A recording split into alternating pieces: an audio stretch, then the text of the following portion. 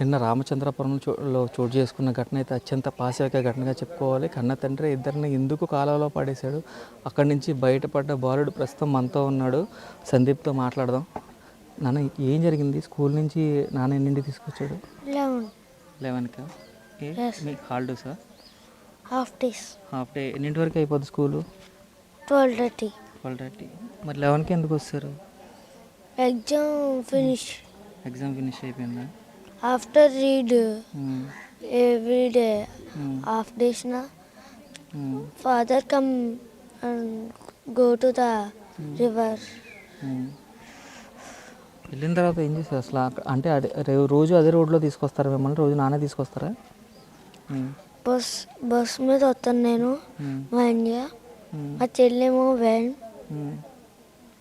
మరి డాడీ అక్కడ నుంచి తీసుకొచ్చారు కదా, తీసుకొచ్చాక ఏం చేశారు? అక్కడ నుంచోబెట్టి స్టాండ్ అండ్ పుష్ చేశారు. ఫస్ట్ నిన్న ఏమని తీసుకొచ్చారు రా నాన్న?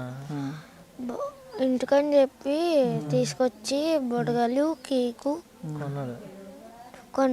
కొని తీసుకొచ్చాడు. ఎందుకని మంచిదని బొడగలు కింద తీసుకుని వచ్చానండి. అయితే ఇప్పుడు ఫస్ట్ చెల్లిని తింటారా, నిన్ను తింటారా? ఇద్దరిని ఒకసారి తింటారా? నిన్నే నువ్వు కొట్టుకుంటా ఉన్నావు. కోమాలోకి వెళ్ళిపోయాను. పడిపోగానే కోమాలోకి వెళ్ళిపోయావు? కాదు, కోమాలోకి వెళ్ళే. నేను ఇంకా అప్పుడు పెట్టుకుని ఉన్నాను. నేను రాడ్ పెట్టుకున్నాను, చెల్లిని దోస్తాడు. సుడ్ గిన్నెలోకి వెళ్ళిపోయింది. కన్నంలోకి వెళ్ళిపోయింది చెల్లి. తర్వాత నాన్న వెళ్ళిపోయాడు అక్కడి నుంచి, అంతేనా? బండేసుకు వెళ్ళిపోయాడు. పైకి వచ్చి బొడగల్లో ఇచ్చి అందరిని ఆపింది. ఎవరు ఆగలే. ఇద్దరు అంకులు ఆగి పోలీస్ స్టేషన్ తీసుకెళ్ళారు. ఏం చెప్పు పోలీసులకి? ఇలాగా దోస్తారు అంకుల్ మా డాడీ అని చెప్పి. ఇది చూస్తున్నట్లయితే ఇద్దరు పిల్లల్ని కూడా ఇంటికి తీసుకెళ్తానని చెప్పి బేకరీకి తీసుకెళ్ళి బెలూన్స్ అలాగే కేకులు కొనిచ్చి అక్కడి నుంచి తీసుకొచ్చి అత్యంత పాశవికంగా ఆ కాలువ దగ్గర నుంచోబెట్టి అక్కడి నుంచి వెనక నుంచి గెంటారని చెప్తున్నారు. బాలుడు ఎలాగోలాగా కొమ్మలు ఆకులు పట్టుకుని బయటపడ్డాడు. కానీ బాలిక మాత్రం నేరుగా ఏదైతే ఆ లాకుల్లో ఉన్న ఆ మధ్యలో ఇరుక్కుపోయి ఆమె చనిపోయిన పరిస్థితి అయితే కనిపిస్తుంది. బాలిక మృతదేహం ఇప్పుడే వచ్చింది, చూసాం. కుటుంబ సభ్యులందరూ కూడా కన్నీరు మున్నీరు అవుతున్న పరిస్థితి కనిపిస్తుంది.